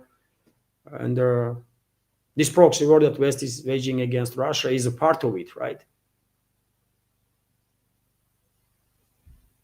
So, yes, things will only deteriorate for a certain number of years from now on, and at some point, I think New Yalta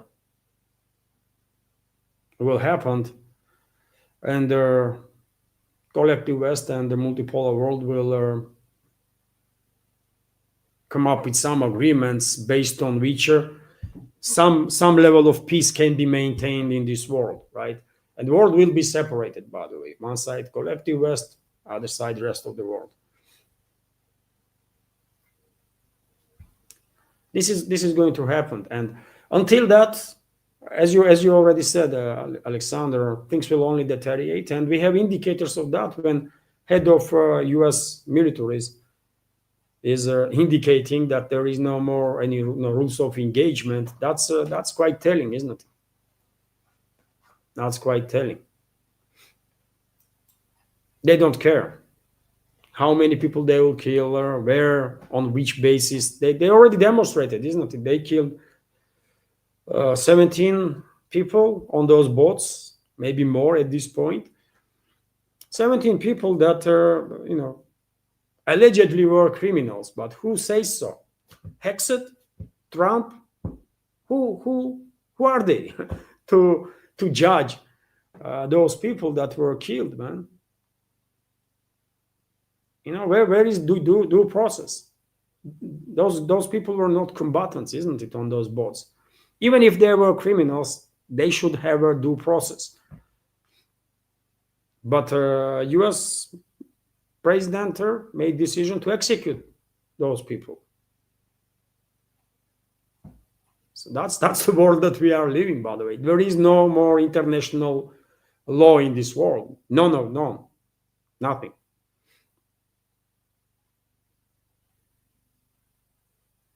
Yalta is dead, right? New Yalta is needed. It's just too freaking obvious.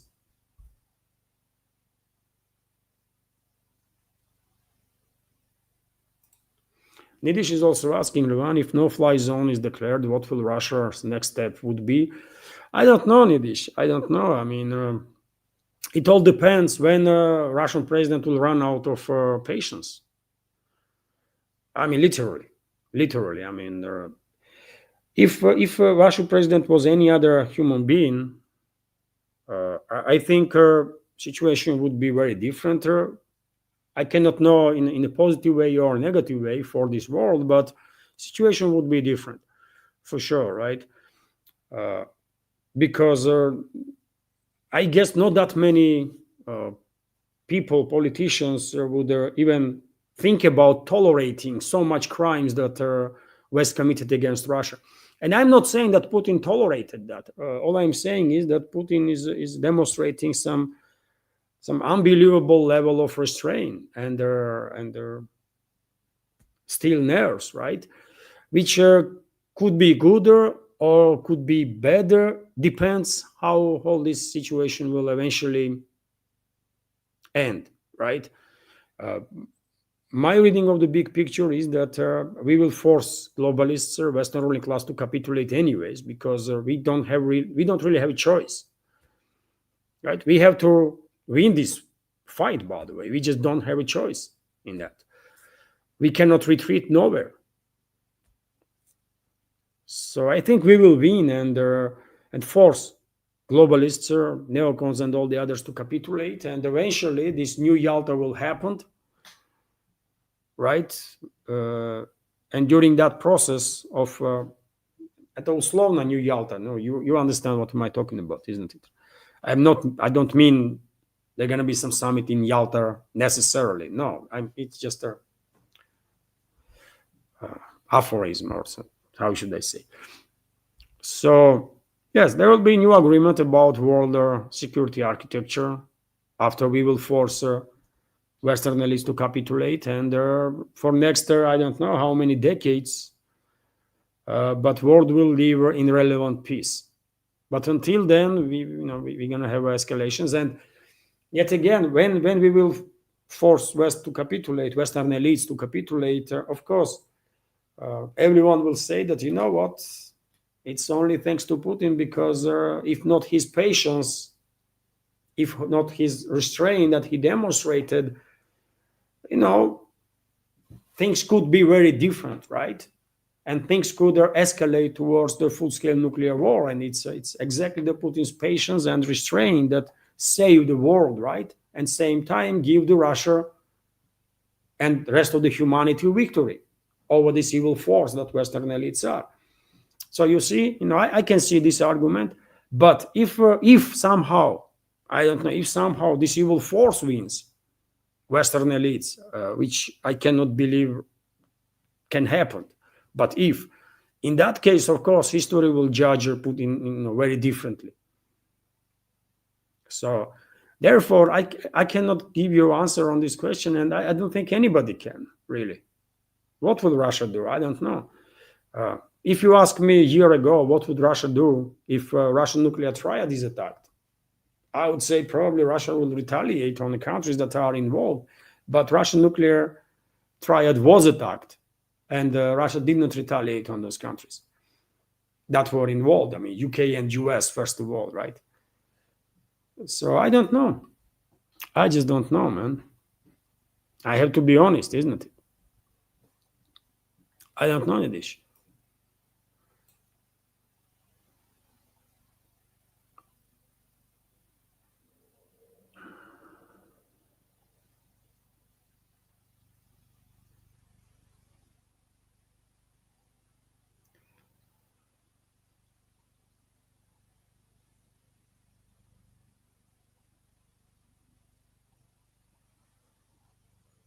Okay, let's see if there is any questions here.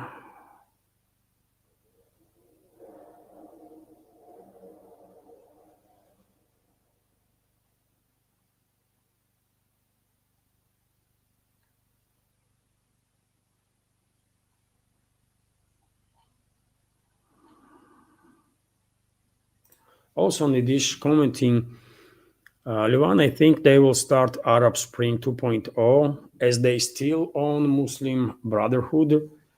Well, Muslim Brotherhood, by the way, is a link to British aristocracy, isn't it? I mean, that's how it is. In the Muslim world, in a Sunni Muslim world, there is a two armed, wings, right? One is Salafites or Wahhabites, right? And this group is associated with Saudi Arabia, first of all. Other is a Muslim Brotherhood, right? And Wahhabites through Saudi Arabia and others are linked to US and being used, these radicalized elements are being used by US secret services quite often. And Muslim Brotherhood is the other wing, right? That is linked to British aristocracy, Turkey, by the way, right? And Turkey, I said many times, Turkey is a British proxy, by the way. If you think Turkey is an independent state, then, I have Mount Everest to sell. Turkey is a British proxy, historically speaking, as Poland is, for example, a British proxy, right? Polish elites and many others. Scandinavia, by the way, British proxies, right? So, I don't know when it comes to Arab Spring. They might. They want her to provoke a regional war, right, on sectarian and religious lines, so that conflict will last as long as possible, because the most bloodiest wars are wars on religious motives and ethnic hatred, right? So Western elites will try to play on these topics to provoke the regional war, and one of the ways how they might operate is definitely some sort of Arab Spring to destabilize these regional kingdoms, right? Saudi Arabia, UAE, Bahrain, Qatar, Kuwait, all of them. Iraq is already destabilized, by the way, and that is the case since Western destroyed that country, right?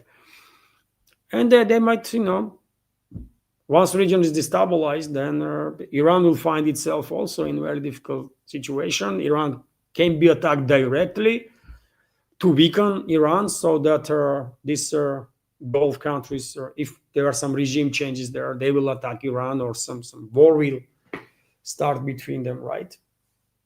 And it will be war on sectarian lines. Iran is a Shiite Muslims, by the way. Gulf states are Sunnis, right? So yes, I mean, you definitely on point. I think they will try to use regime change tactics to provoke regional destabilization, for sure.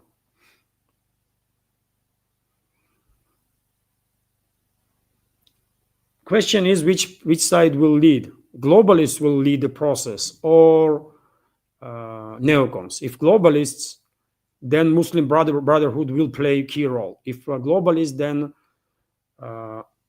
Wahhabite radicals gonna play a role. And when it comes to Wahhabites, by the way, Al Qaeda, ISIS, they are Wahhabis, right?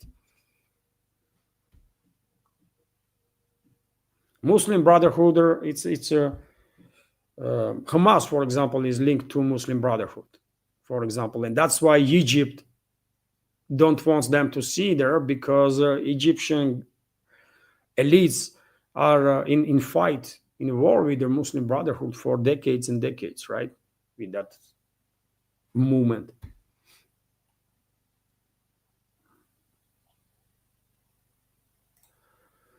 Question from Bob Hopper. Levan, Russia has been at war with the Chechen 2 wars, Ukraine sometime, and other ex-Soviet countries since Putin being in power.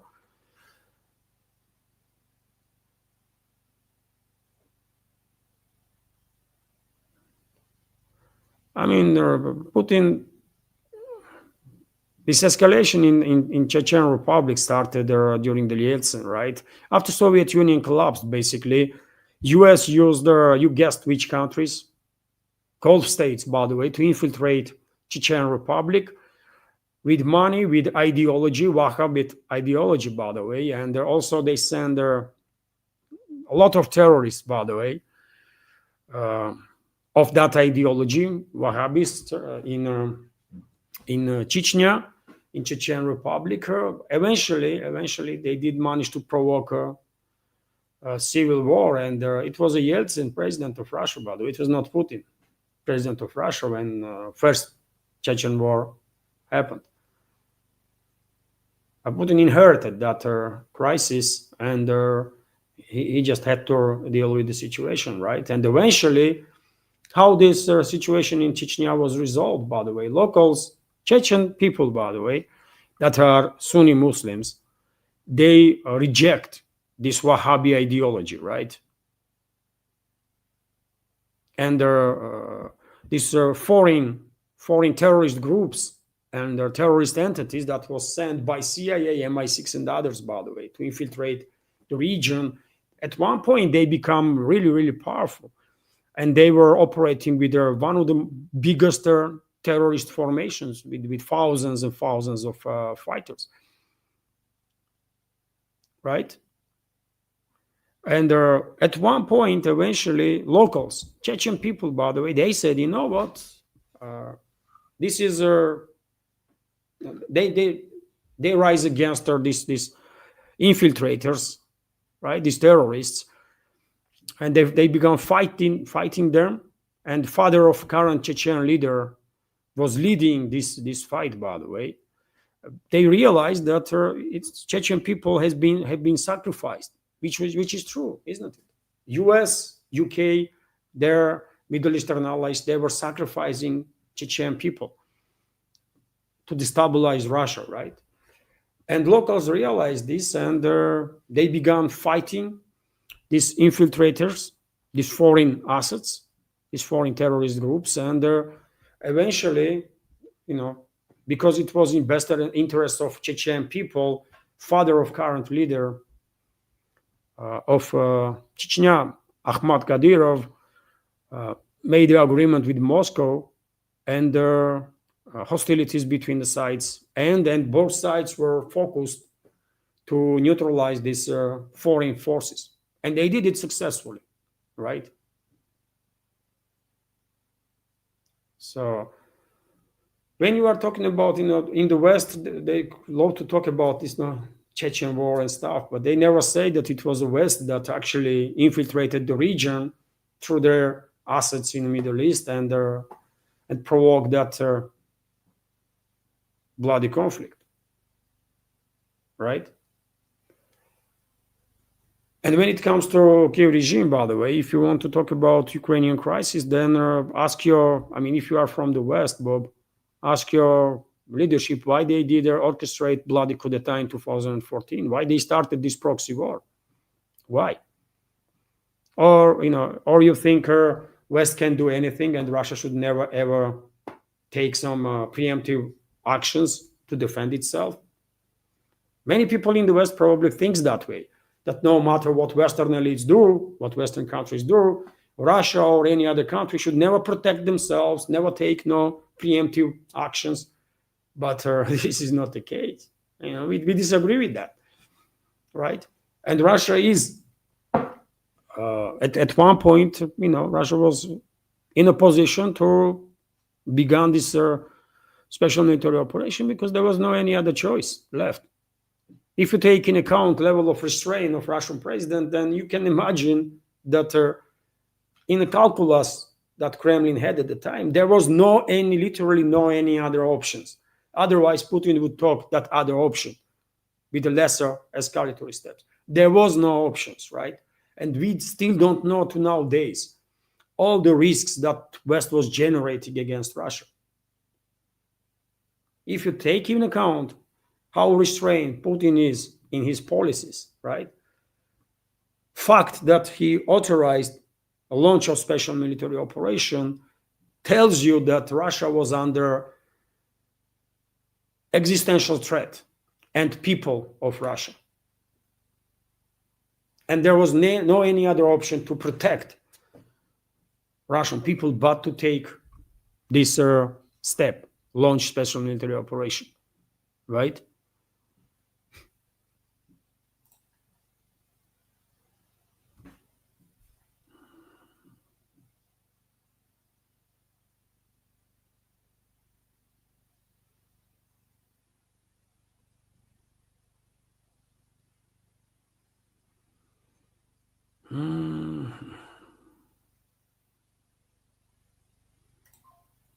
Bob is also commenting, Bob Hope, that Levan, Russia has not got any great navy today. Well, Russia has enough, powerful enough navy to keep, to make sure that if it comes to it, literally any country in this world can be turned into a nuclear or radioactive desert. Is that powerful enough for you or great enough? I mean, what are you talking about, Bob? Russia has powerful enough navy to literally turn any country in this world or potentially even the whole planet into a radioactive wasteland. Is that powerful enough? Is that great enough? Just because we don't have freaking aircraft carriers does not mean that we don't have a navy, by the way. We don't need aircraft carriers, right? Look at the Russian geography, man. Where are we going to use the aircraft carriers? In Black Sea or in Arctic? to swim with their orcas.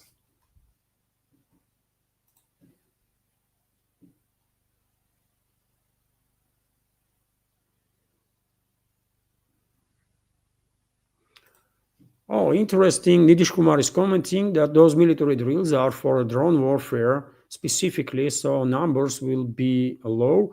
Oh, that's quite interesting. Thank you for additional information, Nidish. In that case, yes, I mean, Russian militaries definitely can share experience when it comes to modern drone warfare, by the way. I mean, if any one side has that experience, it's definitely the Russian side. So, yes, it's a terrifying, change in military operations, right? This drone warfare, by the way, it's changing everything in many ways, right? And yes, all militaries in this world probably are seeking now as much information as possible to make some changes in their drills, in their tactics, strategies to incorporate this drone warfare methodics, right? Because that's the new reality. So yes, I mean, I'm happy. I'm happy that Russian and Indian militaries are increasing their cooperation. So, you know,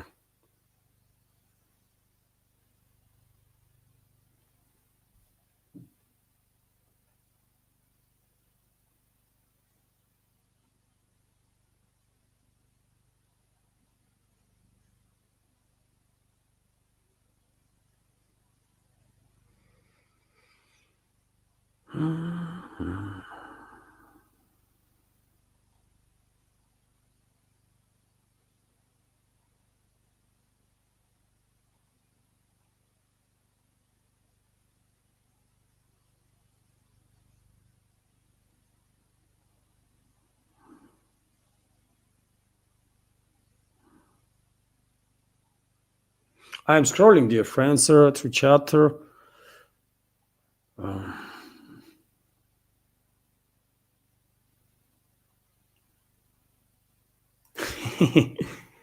Some light question from Nidish. What will happen to Hollywood if the entire world puts some 100% tariffs on them?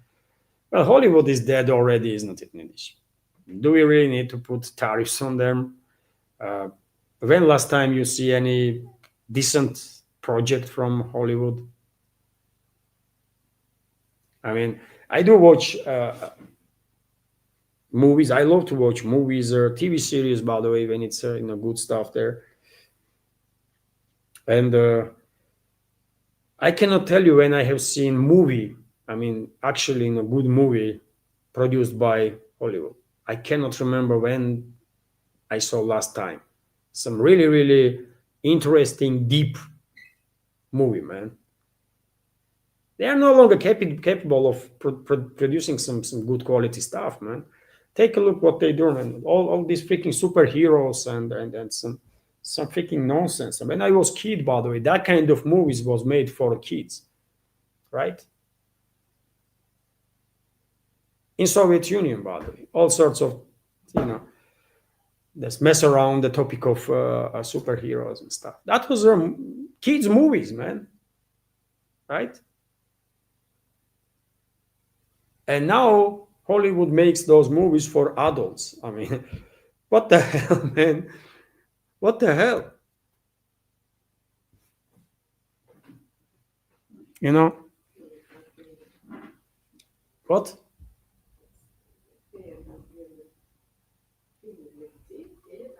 Oh, really? I mean, yes. I mean, I would not even go in that woke nonsense that Hollywood is propagandized. I mean, they are dead already. Hollywood is dead, by the way. Period. Nothing can help them. I think. So, I personally want Russian cinematography to grow up because during the Soviet Union, there was such a great movies, by the way, made in Russia, in Georgia, in Belarus, in Ukrainian Soviet Republic, by the way. I mean, in other republics, there was a great school of cinematography, right? And I still watch those movies, by the way, nowadays, right? And I really hope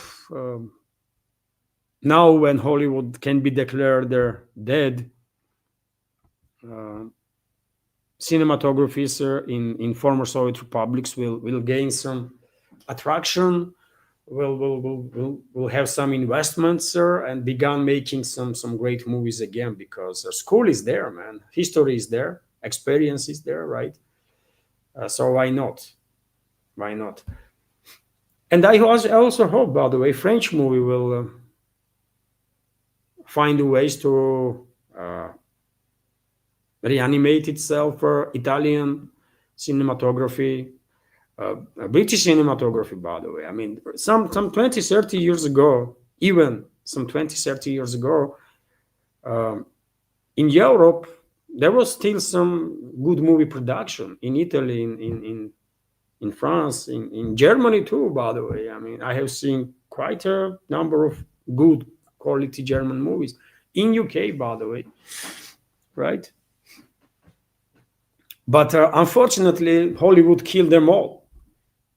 And now, when Hollywood itself is dead, hopefully, this cinematography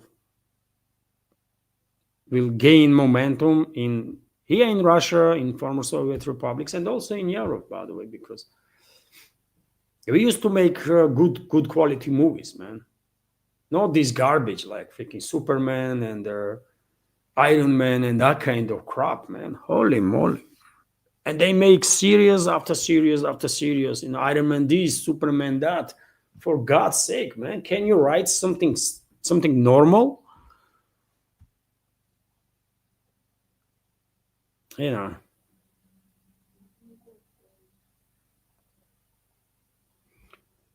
So, there was a super chat, by the way, right now.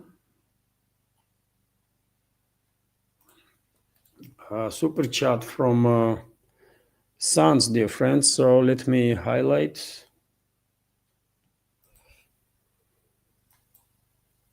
This super chat.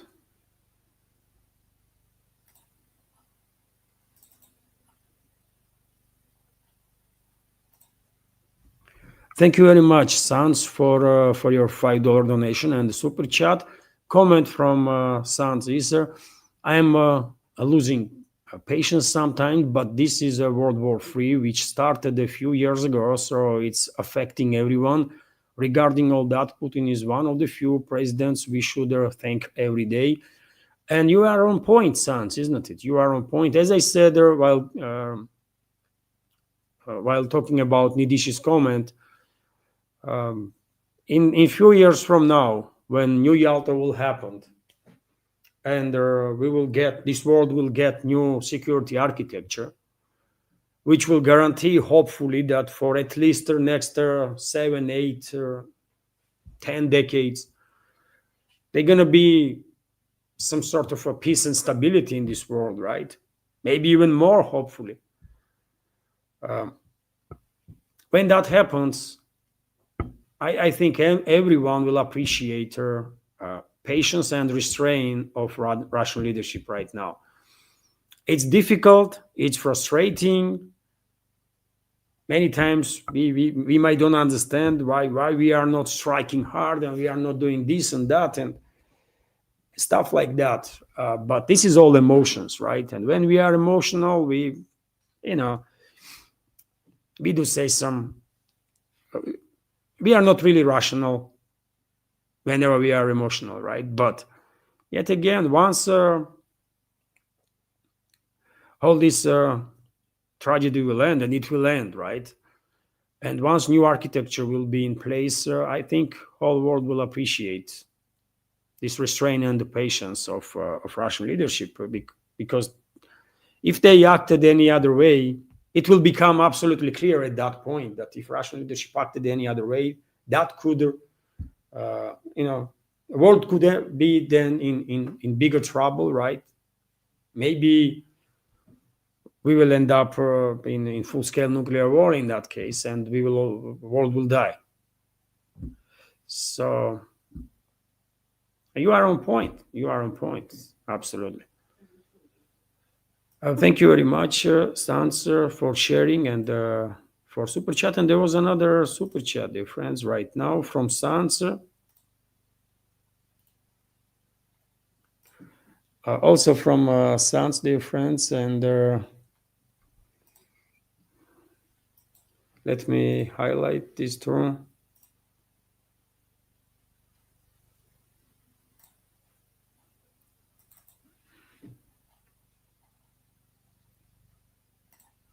And thank you, Sander, for second super chat and dollar donation. Ex-Yugoslav movies were perfect too, Sand is saying, and I have to agree with you. Right now, I'm quite sure I have seen movies from Yugoslavia. I'm quite sure I have seen movies from Yugoslavia. I definitely have seen quite a number of movies from Eastern Europe. I can remember now a movie, Three Tankists and One Dog. Very popular movie, by the way. I cannot remember from which country that movie was. Either from Poland or Czechoslovakia. From Eastern Europe, I think that movie was, and I'm quite sure I have seen some Yugoslavian movies too. Yet again, I mean, there was times when Europe was creating good cinema, right? Good movies, but then Hollywood killed it, right? Hollywood production become just overwhelming, and now Hollywood itself is dead, exhausted itself, right? On this nonsensical some topics that they are making the movies, and this is opportunity, I think, for cinematography all over the Europe to begin doing something good again, right? So thank you very much, Sans, for sharing.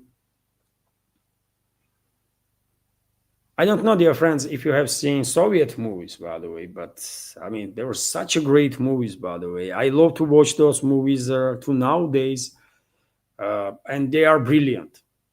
There is idea in the movies, and also acting of the actors, by the way. And I mean, it's just too freaking good, man, right? While you watch this Hollywood stuff, and goodness me, man, only question I have, why people are watching this? Really, just recently there was big advertising campaign about yet another Superman in US, right?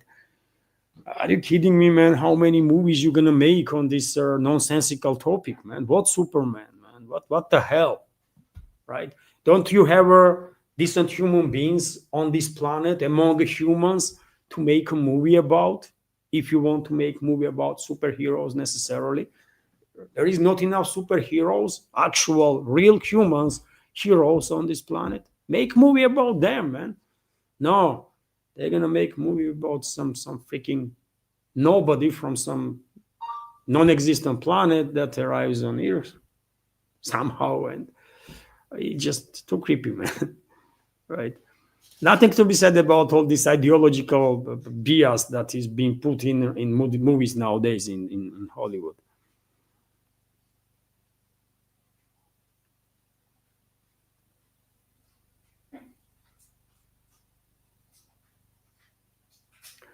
I mean, Michael Kennedy is commenting, Muslim fundamentalism was invented by Western intelligence agencies, and I have to agree with you, Michael. I have to agree with you. I think so too.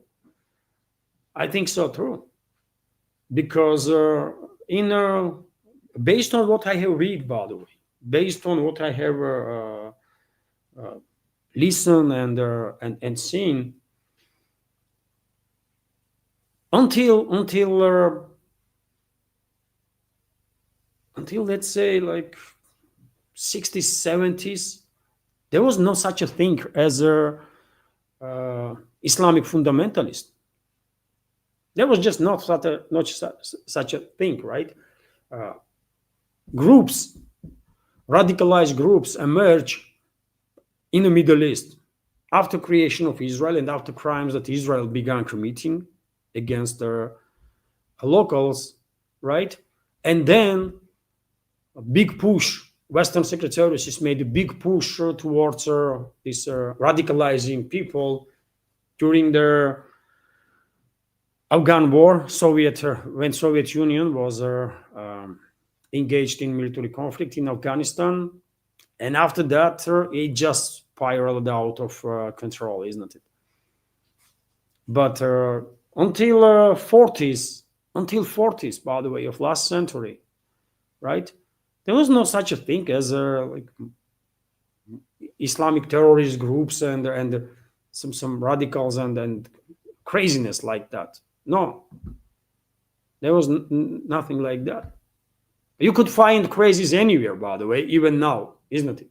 So of course, in 30s and 40s, you would find some crazies in Muslim world too. If you go in this country or that country, like you can find crazies right now in middle of London, in middle of Moscow, in middle of New York, for example, or Tokyo.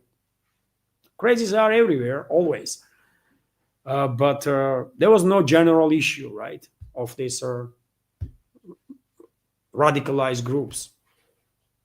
And it was it was created by Western Secret Services because they weaponized it, right? In the Muslim world, Western Secret Services are using this tactic of radicalizing people into religious extremists and then transforming them to religious or Islamist terrorists. In the Western world, they are using neo-Nazi elements, right? Neo-Nazi ideology. Or let me say ultra left and ultra right. Eventually, both groups, when it comes to like ultra extremes, both groups turn to be fascist groups, right? With fascist elements in it. And that's what they do in a Christian world. And when it comes to Muslim world, they use radicalization as a weapon. So I agree with you 100%.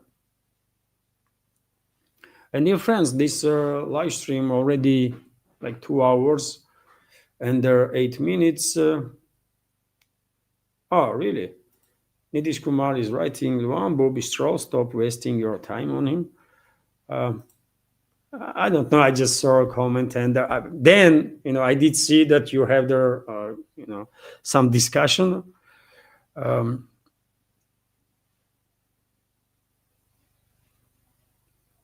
I have no issues, by the way. I can listen to opinions that I disagree with, as long as conversation is conducted in a decent manner.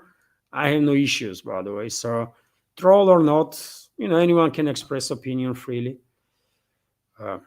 It's not an issue, as long as no one is calling for some illegal stuff and no one is insulting other member of the community.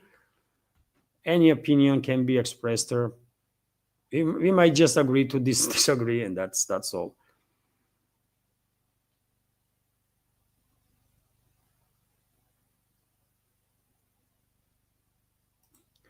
Nitish Kumar is commenting on our industry make movies like Russia on societal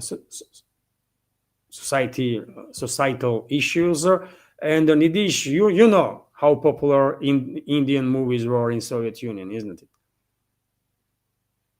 Indian movies had millions and millions of viewers, by the way. I'm telling you. This is also true, isn't it? And Bollywood, I mean, come on, man. Bollywood, many people in this world are not realizing how big Bollywood is and how big Bollywood stars are. Bollywood stars are like cricket stars, by the way. Biggest figures in the world, in the Pacifics. And just because they are loosely known in the Western world does not mean that they are not superstars on a world scale. They are, by the way, and Bollywood is a massive industry. Massive industry, by the way. isn't it? I mean, you know this better than I do, of course. I mean, what, you know. And there was a super chat, dear friends, right now.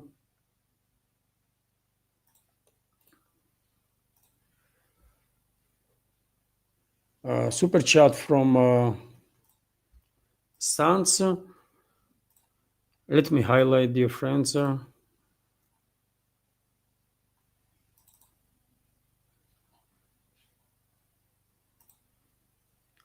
Thank you very much, Sans, for your super chat and the dollar donation. Karma is our beach. Hollywood just burned. Sorry for my language, but here we are allowed to use it, aren't we? Yes, absolutely, absolutely. Hollywood deserved what it gets.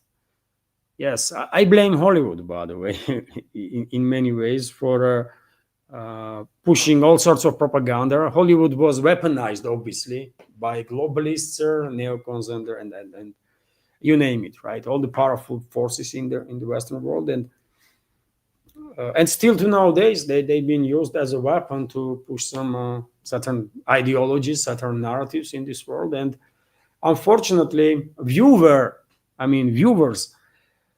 in the rest of the world at some point betray their own cinematography in their own countries, I will say, because they began paying just too much attention to Hollywood product, and as a result, local industries lose support, right? And then that's why we have seen decline of cinematography all over the Europe, for example. But now, when Hollywood is finished, I think we have good chances to rebuild our cinematography everywhere, all over the Europe, by the way, right? In other parts of the world, Hollywood was not that influential, right? Especially in the global south, by the way. But in Europe and in former Soviet Union republics, yes, Hollywood did manage to gain a foothold, strong foothold, for quite a while. So yes, karma is a bitch, right? Hollywood is tasting its own medicine in some ways. Thank you, Sans. And dear friends, let me end this live stream on that. We had a good conversation, isn't it? Once again, my apologies that I was a bit emotional in the news segment. But yet again, I'm a human being too, and time to time I might just lose my cool. This is never okay, so I apologize for that.